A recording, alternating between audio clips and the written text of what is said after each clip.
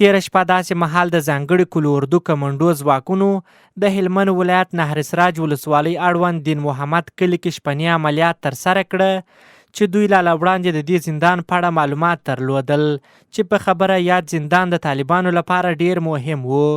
د 215 میوند کلو اردو قومندان میلمه راډیو ته وویل چې تېره شپه ځانګړو ځواکونو د پټو معلوماتو پر اساس د طالبانو مهم زندان په نښه او وروسته یې پر یاد زندان شپني عملیات ترسره کړل.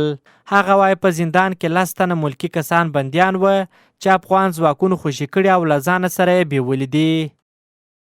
څرنګه چې د هلمند ولسونو ته معلوم دی تېره شپه د افغان ګډو ځواکونو د کمانډویانو په واسطه یو عملیات خاص عملیات د کاکرانو او د پوپازیو د کلي ترمنځ د نهر سراج په ولسوالۍ کې یو خاص عملیات ترسره شول چې په نتیجه کې د دغه خاص عملیات 10 تنه زموږ وطنوال چې د دښمن سره بندیان وو راخوشي شوي دي او هغه مو اوس راوستی دی.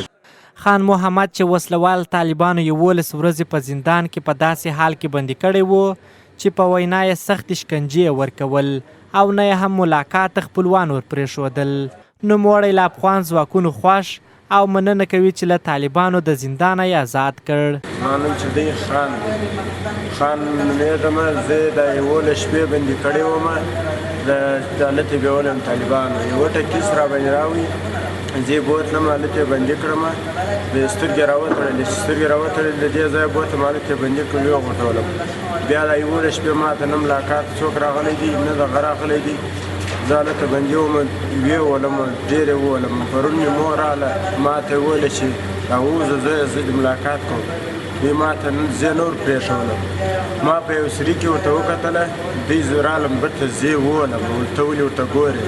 هلمند کې د طالبانو زندان ماتول څه نوې خبره نه ده، بلکې تر دې وړاندې هم افغان ځواکونو د طالبانو زندانونه مات کړي دي. خو خوشي سوي زندانیان وایي وسلوال طالبانو په دې مخه بندیان کړي وه چې دوی په سیمه کې د طالبانو بې اجازې کورونه جوړول او یا یې هم د دولت سره اړیکې لرله. د زندانیانو په وینا چې طالبانو په سختو حالاتو کې ساتل چې ان ډوډۍ هم په ماړه نس نه ورکول. اول د 4-5 شپې دلته عسکر راغله، عسکر چې راغله په مدرسه کې واره به چای خدمت به ما کوي، چای چې خدمت به ما کوي نور به دغسې لاس ورکړي ولاړ ورسره لاسونه هم راوتړل، پښې هم راوتړلې. باره مچه د پلډر جکۍ ته وروتل، پلډر جکۍ ته چې وتلم نو باره خدای خبر چې شپه چیر راکړی دغه شپه.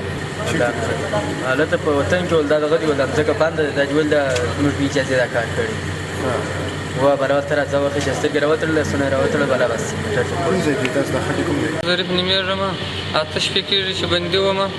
پر مځکې پر موضوع روپۍ 5 لک روپۍ راباندې وې، کور مې د سرکو در سره په سرکار کې دی. افغان ځواکونو هم تر دې وړاندې د وسلوال طالبانو زندانونه مات کړي چې پکې د میرمنو، ماشومانو، عمر خوړلو کسانو په ګډون ګڼ شمېر افغان پولیس یې آزاد کړي دي. خو طالبانو د دغه عملیاتو په تړاو تر اوسه پورې رسنیو ته څه نه دي ویلي.